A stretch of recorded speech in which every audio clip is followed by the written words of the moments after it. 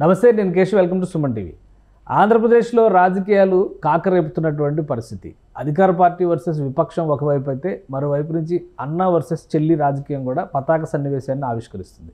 జగన్మోహన్ రెడ్డిని విమర్శిస్తూ షర్మిల చేస్తున్నటువంటి కామెంట్లు, ట్వీట్లు, ఆమె మీడియాలో మాట్లాడుతున్నటువంటి మాటలు ఇప్పుడు సంచలనాత్మకంగా మారాయి. షర్మిల తాజాగా చేసినటువంటి ట్వీట్ సారాంశం ఏంటి? ఇద్దరి మధ్య, అన్నా చెల్లెల మధ్య వచ్చినటువంటి వివాదానికి కారణం ఏంటి? ఈ అంశాలను విశ్లేషించేటువంటి ప్రయత్నం చేద్దాం. మనతో పాటు పొలిటికల్ అనలిస్ట్ చందు శ్రీనివాస్ గారు. చందు శ్రీనివాస్ గారు, నమస్కారం. నమస్కారం.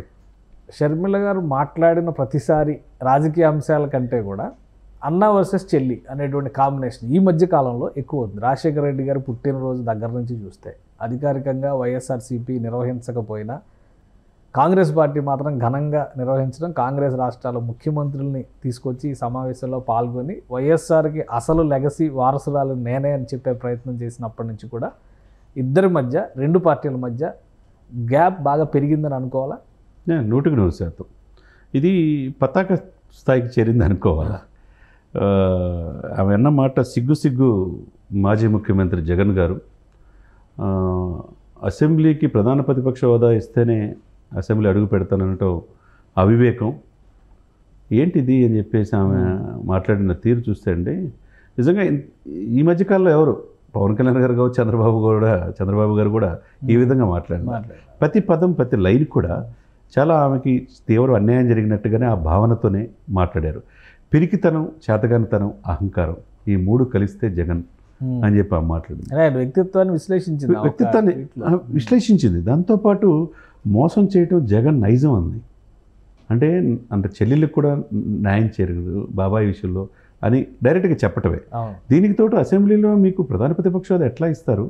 అది కూడా తెలియని ఒక అజ్ఞానివి నువ్వెలా ఎమ్మెల్యేయో, చివరికి ఎమ్మెల్యేగా ఉండటానికి కూడా అర్హత లేదు, మీ ఎమ్మెల్యేలు అందరూ కూడా రాజీనామా చేయండి అనటం. అంటే కేశవ్ గారు, నేను ఈ మధ్యకాలంలో ఇంత ఘాటుగా ట్వీట్ చేయటం అనేది చూడలా. ఒక కాంగ్రెస్ పార్టీ అధ్యక్షురాలుగా, అంటే సిస్టర్ అనేది, అంటే జగనన్న వదిలిన బాణం ఆయన కోసం 2600 కిలోమీటర్లు పాదయాత్ర చేసింది. అది కాదనలేని అంశం ఎప్పటికి కూడా. మీరన్నట్టు జగన్మోహన్ రెడ్డి గారు కూడా 150 సీట్లు వచ్చి గతంలో అధికారంలో ఉండి కూడా చేయలేని పనిని ఒక తండ్రికి ఆ లెగసీని వారసురాలు నేనే అని నిరూపించుకోవడంలో ఆమె సక్సెస్ అయ్యారు. ఎందుకంటే ఎందుకు మరి అన్ని జిల్లాల అధ్యక్షులు ఉండి కూడా చేయలేకపోయారు. అందరూ కూడా షర్మిల గారు ఏమంటే నిలబడ్డారు. పక్కనున్న రాష్ట్ర రేవంత్ రెడ్డి గారితో సహా ఆయనైతే ఒక అడుగు ముందుకేసి 2029లో ఆంధ్రప్రదేశ్ కాబోయే ముఖ్యమంత్రి షర్మిలా రెడ్డి గారు అని చెప్పేసి అన్నాడు. సరే, ఏదైనా కానీ వీళ్ళ మధ్య ఏం జరిగింది ఏంటి అనేది మనకు వ్యక్తిగత విషయాలు తెలియకపోయినా ఆమె మాట్లాడిన ప్రతి లైన్లో 5 ఏళ్ల పాలనలో అంత అవినీతి, తర్వాత దోపిడీ, అప్పులు రాష్ట్రంగా మార్చేశావు, బీజేపీతో అంటగారు, స్పెషల్ స్టేటస్ తీసుకొస్తాను తేలా, రోడ్ల అధ్వానం, మద్యం ఏర్లై పారుతున్నాయి, పోలవరం పూర్తి చేయాల, ఇంత అవినీతిమయమైన ప్రభుత్వాన్ని మేము చూడలేదని చెప్పి డైరెక్ట్గా ఒక అన్నని ఆయన వదిలిన బాణం ఆయనకే గుచ్చుకుంటామంటే మామూలు విషయం కాదు. ఇకపోతే మీడియా నీకు సొంత డబ్బాని ఉపయోగించుకోవడానికి ఇది చేసుకున్నావు తప్పితే, ముందు అసెంబ్లీకి వెళ్ళి ప్రజలు నిన్ను ఎన్నుకున్నారు, ప్రజల తరపున ఎన్నుకున్నప్పుడు ప్రజల తరపున ఒక వారధిగా పనిచేయాలి తప్పితే మీరు మీడియాలో సొంత నీ ప్యాలెస్లో కూర్చొని మీడియా సమావేశం పెట్టుకుంటే ఉపయోగం ఏంది అనేది ప్రశ్నించడం అనేది చాలా దారుణం అనిపించింది. ఇకపోతే అధికార పక్షం ఇప్పుడు మీరు ప్యాలెస్లో ఉండి అసెంబ్లీకి పోను అంటే ఇది అసెంబ్లీని అగౌరవపరచడమే. కోర్టుకి వెళ్ళారు కేసుకి, దీని మీద ప్రధాన ప్రతిపక్షం. అవును, కోర్టు అంటే నోటీసులు కూడా ఇచ్చింది కదా, అసెంబ్లీ సెక్రటరీకి, అసెంబ్లీ స్పీకర్కి ఇచ్చింది కదా. కాబట్టి కోర్టు యాక్సెప్ట్ చేసిందంటేనే ఆయన చెప్పినటువంటి, అంటే ఆయన ఆర్గ్యుమెంట్లో బలం ఉన్నట్టుగా. అంటే బలం అనేది ఎందుకంటే ఒక ముఖ్యమంత్రి హోదాలో అంతమంది చేశాడు కాబట్టి ఆయనకి ఏదో కోరిక అడుగుతున్నారు, దీని మీద ఎక్స్ప్లెనేషన్ ఇవ్వమని చెప్పి నోటీస్ ఇచ్చి తప్పలేదు. వాళ్ళ అసెంబ్లీ ప్రొసీడింగ్స్ ప్రకారం స్పీకర్ గారు అసెంబ్లీ ఎఫ్ఐఆర్ చూసేవాళ్ళు దానికి సమాధానం చెప్తారు. మాకు రూల్స్కి విరుద్ధం, 17% ఓట్లు రావాలి, 18 మంది ఎమ్మెల్యేలు కావాలి, ఇక్కడ లేదు, కానీ ప్రధాన ప్రతిపక్ష హోదా ఇవ్వలేము అని వీళ్ళు చెప్పొచ్చు. చెప్తే దాన్ని యాక్సెప్ట్ చేసే ఇది. కానీ గతంలో కూడా ఓట్ షేర్ మరి 40% ఉందనేదే కదా వీళ్ళు పదే చెప్తారు. 40% అని పదే చెప్పుకున్నంత మాత్రాన గెలిచే స్థాయిలో రాలేదు కదా అనేది ఇక్కడ అంశం.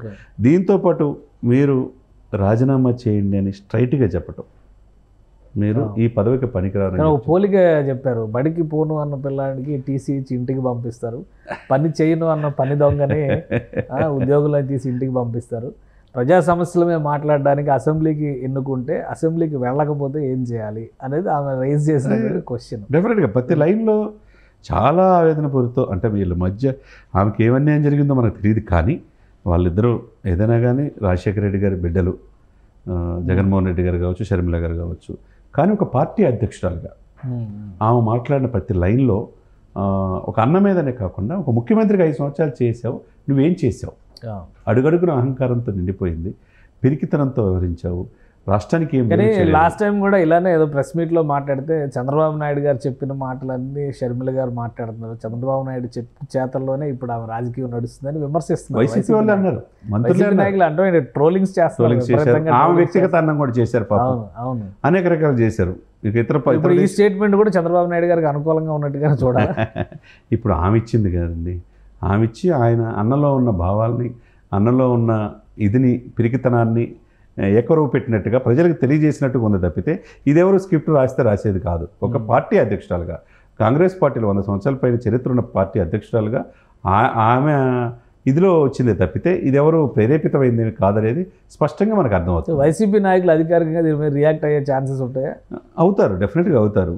మీరు చంద్రబాబు నాయుడు గారు మాట్లాడించారు, మీరు వెనక కూటమికి సపోర్ట్ చేస్తారు, అదే మాట మాట్లాడతారు తప్పితే ఇంకేం లేదు. ఏదైనా కానీ ఇప్పుడున్న స్పష్టమైన ఆంధ్రప్రదేశ్ రాజకీయ పరిణామాల్లో కాంగ్రెస్ ఎమర్జ్ అవ్వాలనుకుంటుంది. తనకున్న ఓటు బ్యాంకును వైసీపీ తీసుకెళ్ళిపోయింది. ఇప్పుడు కూడా 40% అతను కొద్ది గొప్ప బతికించగలిగిందంటే ఆస్తం గుర్తే కదండి. మారుమూరు ప్రాంతాల కేశవ్ గారు మీకైనా మాకైనా పెద్దవాళ్ళు, మన నాయనమ్మలు, అమ్మమ్మలంతా వాళ్ళకి అస్తం గుర్తే తెలుసు. ఇందిరాగాంధీ గారు తెలుసు, రాజీవ్ గాంధీ గారు తెలుసు. అది ఈ రోజు కాకపోయినా రేపైనా కానీ అది ఎదగటానికి అవకాశం ఉండదు. కాబట్టి సఫిషియెంట్ టైం పట్టింది. అది ఊహించిన విధంగా కాంగ్రెస్ షర్మిల గారిని, జగనన్న వదిలిన బాణాన్ని వీళ్ళు అక్కుని చేర్చుకుని పార్టీ అధ్యక్షురాలుగా మొట్టమొదటి మహిళా అధ్యక్షురాలు చేయటం. కానీ ఇంకో విషయం ఏంటంటే, ఇప్పుడు ఢిల్లీలో జరిగినటువంటి ఆందోళనలో జగన్మోహన్ రెడ్డి వెంట నడిచిన పార్టీలు అన్నీ ఐఎన్డిఐఏ కూటమి పార్టీలు. అవును. సో అసలు ఈయనే ఐఎన్డిఐఏకి దగ్గర అవుతున్నాడంటే, ఐఎన్డిఐఏ లీడర్ కాంగ్రెసే కదా, ఈయనే కాంగ్రెస్కి దగ్గర అయ్యేటువంటి పరిస్థితి ఉంటే ఈ అన్నా వర్సెస్ చెల్లి రాజకీయం ఏంటి ఆంధ్రప్రదేశ్లో? ఇప్పుడు అదే కదా అర్థం కాదు ఏంటంటే, ఇక్కడ కాంగ్రెస్ ఒకటి తప్పితే ఆమ్ ఆద్మీ పార్టీతో సహా బీఎస్పీ పార్టీతో అన్ని పార్టీలు వెళ్ళి ఆయనకి సాలిడారిటీ తెలియజేసినాయి, సంఘీభావం తెలియజేసినాయి. కాంగ్రెస్ పార్టీ మీరు కూటమితో ఉన్నారో లేదో చెప్పమంటారు, బీజేపీతో కూడా కలిసి వెళ్తున్నాం, ఇక్కడ టీడీపీ వల్ల అన్యాయం జరిగిందని చెప్పి అంటున్నారు, ఇక్కడ జనసేన కూడా ఇచ్చేయట్లా, ఇక్కడ టీడీపీ చంద్రబాబు నాయుడు టార్గెట్ చేస్తూ ఉన్నారు. అదే సమయంలో నువ్వు బీజేపీతో 5 సంవత్సరాలు అంటగాకావు కదా. ఇప్పుడు కూటమి కూడా స్పీకర్ ఎన్నికల్లో సపోర్ట్ రాజ్యసభలో అంటున్నారు కదా, అది ఎట్లా చేస్తావు అనేది స్ట్రైట్ క్వశ్చన్ అనమాట. కాబట్టి అది నుంచి బయటికి రా, కాంగ్రెస్కి రా అని చెప్పి కొంతమంది కాంగ్రెస్. మరి ఈ విషయం కూటమిలో చర్చించలేదా? కాంగ్రెస్ పార్టీ కదా, అఖిలేష్ యాదవ్ సమాజ్వాదీ పార్టీ వెళ్ళినా, ఉద్ధవ్ ఠాక్రే పార్టీ వెళ్ళినా వీళ్ళందరూ కూటమిలో పార్టీలే కదా. ఇండియా కూటమిలో చర్చించలేదు. కాకపోతే ఇండియా కూటమి ఏంటంటే చుక్కల కూటమి అనే ఇదిలో కేజ్రీవాల్ గారు, సిసోడియా గారు, ఎవరికి నచ్చింది వాళ్ళు చేస్తా ఉంటారు. ఎవరు నచ్చింది అంటే అందరూ ప్రధానమంత్రులు అక్కడ. ఓకే, ఇప్పుడు ఎంతమందిని ఇస్తారు? ఇప్పుడు సంవత్సరానికి ఒకళ్ళు అవుతారని చెప్పి అన్నారు. ఆ భావం లేదు. ప్రధానమంత్రి అభ్యర్థిని కూటమిలో తెచ్చుకొని తప్పితే ఇక అది అవకాశం అనేది లేదు. ప్రస్తుతానికి మోడీ హవా నడుస్తుంది, హ్యాట్రిక్ పీఎంగా అయ్యారు. అయితే పోరావరి పోరులో కాంగ్రెస్కు ముందుకు వచ్చింది. ఇకపోతే కానీ ఆంధ్రప్రదేశ్ ప్రజలు ఎటువైపు నిలబడే అవకాశం ఉంటుంది. ఎందుకంటే నేనే అసలు వారసుడిని రాజశేఖర రెడ్డి కానీ జగన్ గారు ఈ 5 ఏళ్ళు చెప్పారు, దానికి 10 ఏళ్ళు, 5 ఏళ్ళు కాదు 10 ఏళ్ళు ఆయన తిరిగారు, 5 ఏళ్ళు అధికారంలోకి కూడా వచ్చారు. ఇప్పుడు షర్మిల గారు ఒక ఏడాదిన్నర తెలంగాణలో తిరిగి కాదని చెప్పని ఆంధ్రాలోకి వచ్చారు. ఇప్పుడు నేనే అసలు వారసురాలని అంటున్నారు. ప్రజలు ఎటువైపు నిలబడే అవకాశం ఉండొచ్చు. ఇక్కడ ఆంధ్రప్రదేశ్లో ఏంటంటే ప్రజలకి స్పష్టమైన మెజార్టీ కూటమికి ఇచ్చారు. ప్రధాన ప్రతిపక్ష కూడా లేదు ఇక్కడ. లేని ఈ సమయంలో ఈ ప్రధాన ప్రతిపక్ష హోదా కోసం కొట్లాడటే అది అన్నా చెల్లెల మధ్య ఉంది. ఇకపోతే కాంగ్రెస్ పార్టీ ఎమర్జ్ అవ్వడానికి వాళ్ళ ప్రయత్నం వాళ్ళు చేస్తున్నారు. ఎందుకంటే పక్కనున్న రాష్ట్రంలో రేవంత్ రెడ్డి గారు ఉన్నారు కాబట్టి ఎక్కడున్న ఎమర్జ్ అవ్వచ్చు, అదే స్ఫూర్తితోనే ముందుకెళ్తున్నారు. ఇప్పటికిప్పుడు అది బతికిద్దా అంటే అంతగా ఆశ లేదు. అదే సమయంలో వైసీపీ పుంజుకుంటుందంటే అది కూడా ఆశ లేదు. అది కాలమే ప్రజలు నిర్ణయించాలి.